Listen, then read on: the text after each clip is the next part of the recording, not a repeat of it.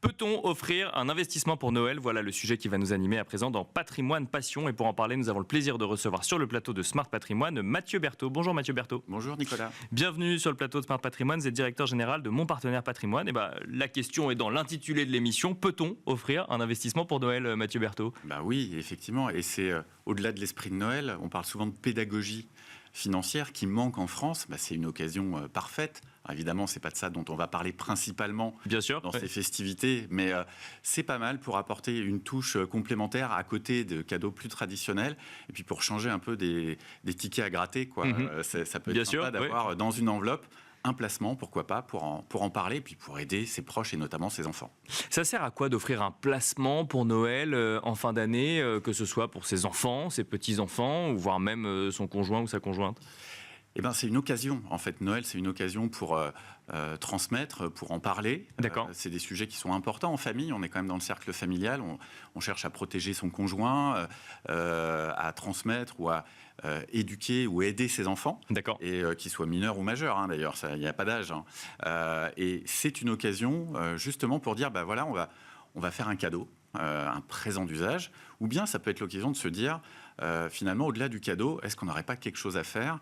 Et il y a plein d'outils qui permettent de donner, soit de faire un cadeau, soit de faire une donation. Mais là, d'accord. Le cadeau, c'est vrai que c'est une occasion particulière. Parce que c'est là où il faut bien distinguer deux choses, la donation encadrée par la loi et le présent d'usage, lui aussi encadré par la loi, mais qui reste du domaine du cadeau. Exactement. Et nous, on aime bien les deux outils, et on parle des deux à nos clients. Le présent d'usage, c'est rattaché à une occasion. D'accord. C'est une occasion, évidemment, Noël, par exemple. Ça peut être un anniversaire, l'obtention d'un diplôme. Et là, on va pouvoir donner une somme. Alors, il faut, comme vous dites, dans un certain cadre. Donc, une occasion, il faut que ce soit un montant limité. D'accord. Alors, il n'y a pas un montant défini. C'est pas l'État qui définit le montant. D'accord. Non, sinon ce serait trop facile.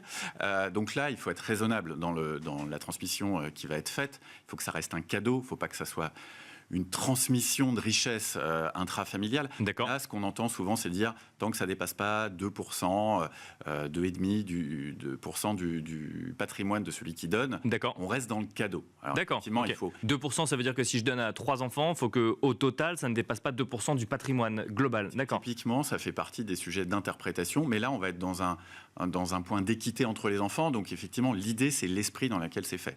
L'idée, c'est pas d'enrichir ses enfants.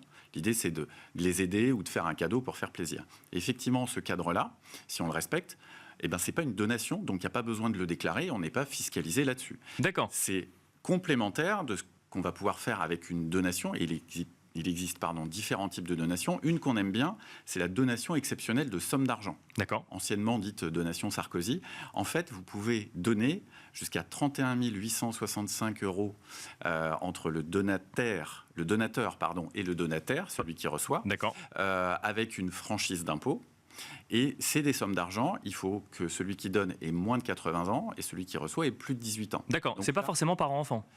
Non, en fait, non, ça peut être grands-parents, petits-enfants. Oui, tout à fait. D'accord, tant que c'est en ligne directe. Oui, tout à fait. Et donc, ce qu'il faut respecter dans ce cas-là, c'est le fait de dire c'est une somme d'argent. Et là, on est quand même dans la transmission de richesse. Donc, c'est pas un cadeau.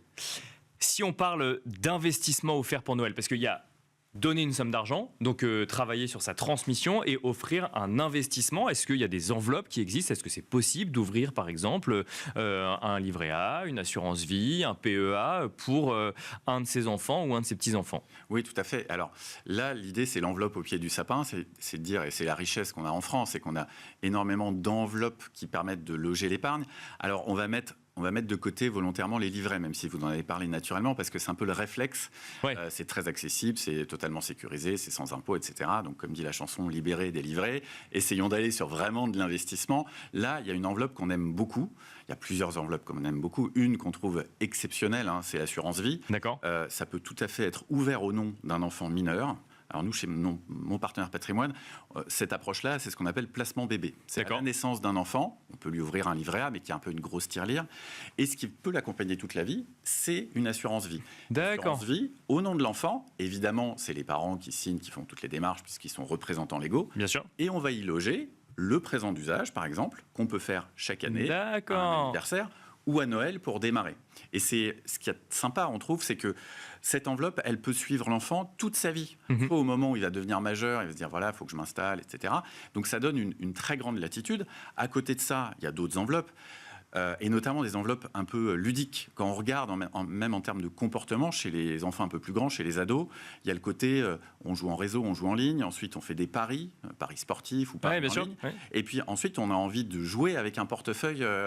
Oui, ça se développe pas mal avec un certain nombre d'applications aujourd'hui qui démocratisent vis-à-vis d'une population plus jeune. C'est très bien fait. Et effectivement, je crois même d'ailleurs qu'il y a des offres où un compte titre ou un PEA peut être ouvert par un enfant et avec des sommes qui sont données en cadeau par leurs parents. Donc c'est vraiment pas mal fait. Ouais.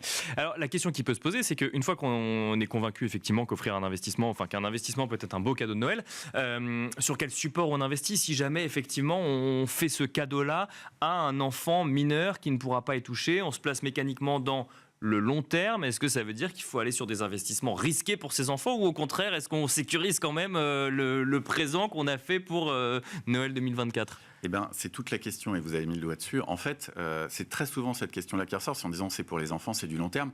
Donc, soit on ne prend pas de risque du tout parce qu'on se dit c'est pour plus tard, il ne faut surtout pas risquer de l'argent, ou au contraire, on va se dire ils ont du temps devant eux, allons sur par exemple une poche action, voire des actifs avec un gros potentiel de rendement à 10, 15, 20 ans. D'accord. Si on ouvre à la naissance et qu'on se dit qu'à 18 ans, c'est du long terme. Ça fait 18 ans quand même d'horizon d'investissement, il peut se passer beaucoup de choses. Si on regarde sur les 18 ans qui viennent de se passer, il y a quand même plein de classes d'actifs qui ont très très bien performé. Mais là, on relève de la psychologie de l'investisseur. Et autant quand on va mettre dans un livret, on se dit c'est sécurisé, autant si on prend un placement, on va investir. Là, à mon avis, il faut aller plutôt sur du potentiel de performance ou de rendement pour dire justement, ça fait partie de l'éducation financière. Ne mettons pas tout dans une grosse tirelire. Allons s'exposer à des actifs qui vont créer de la valeur. Parce que le seul inconvénient peut-être, ou en tout cas que j'imagine, c'est on n'est pas sur des sommes qui permettent de diversifier énormément entre différents supports. Donc il faut peut-être attendre plusieurs années avant de diversifier ou Alors c'est une bonne remarque, sachant qu'aujourd'hui, il y a aussi dans cet effort de démocratisation, comme vous disiez, dans toutes les classes d'actifs, même de l'immobilier qu'on peut avoir en portefeuille, en crowdfunding immobilier par exemple, on va pouvoir investir des sommes très limitées et donc diversifier. 100 € pour un projet de crowdfunding immobilier par exemple. On peut acheter une ou deux parts de SCPI, on peut acheter une ou deux parts de telle entreprise qu'on aime beaucoup. On peut mettre, en assurance vie, c'est ultra accessible, vous pouvez mettre 50 € sur un fonds, vous pouvez mettre 100 € sur un fonds indiciel, un ETF, sur un titre Nvidia parce que ça fait briller les yeux, sur un titre français d'une très belle maison qui fait briller les yeux aussi. En fait, on peut quand même diversifier, simplement il faut le faire avec une projection en se disant comment je diversifie en termes de classe d'actifs, qu'est-ce qui me parle et d'en parler à son enfant, je pense, encore une fois, ça fait partie de la pédagogie qu'on peut avoir. Merci beaucoup Mathieu Berthaud de nous avoir accompagnés dans Smart Patrimoine. Je rappelle que vous êtes directeur général de Mon Partenaire Patrimoine. Merci beaucoup. Merci Nicolas. Et quant à nous, on se retrouve tout de suite dans Enjeu Patrimoine.